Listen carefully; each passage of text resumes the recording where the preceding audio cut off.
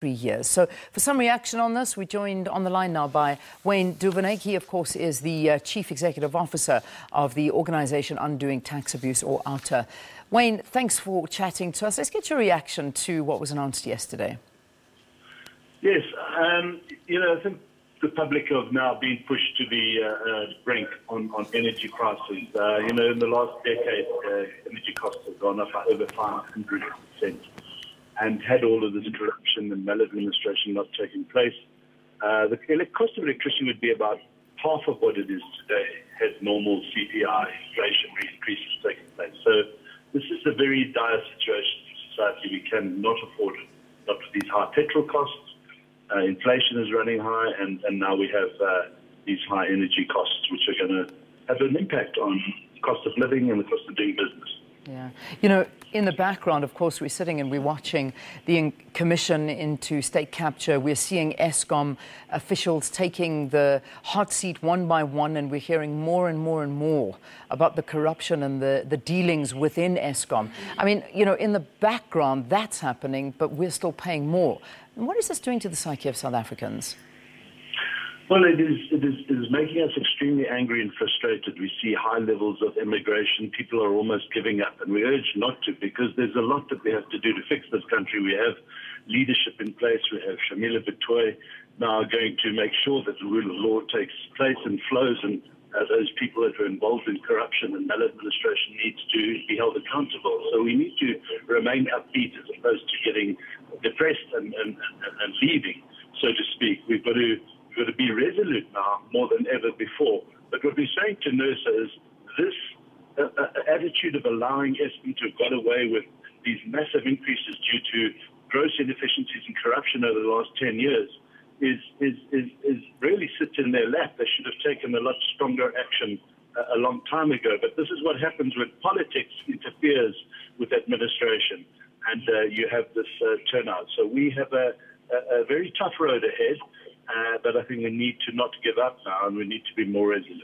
Yeah, we certainly do. But I mean, we've obviously been following the public hearings quite closely, and there were, I think they say that there were about almost 120,000 written comments on Eskom's application. They held public hearings, and yet it still went ahead. It almost feels as though, as much as South Africans protest against things, are our voices heard? And I think that's an important question that we need to ask at this point. Yeah, look, exactly. That is the issue here. Now, Eskom did want a lot more, 15%, or closer to 19, and 17 the next year and so forth. So they didn't get what they wanted. We hope that NERSA is listening, but sure, we agree 100%. This is not enough. They should never have got a double-digit increase. There shouldn't have been anything more than CPI. But we know also that Eskom is in an extremely big hole. They're too big to fail. And so you've got this damned if you do and damned if you don't. And they need these funds. Oh, remember, on top of that, they're going to get another 23.6 billion rand a year from the tax ban for the next 10 years. So we are in an extremely big mess. And what frightens us even more is that leadership in Eskom just 2 years ago was saying that they could finance a R1 trillion nuclear deal off their balance sheet.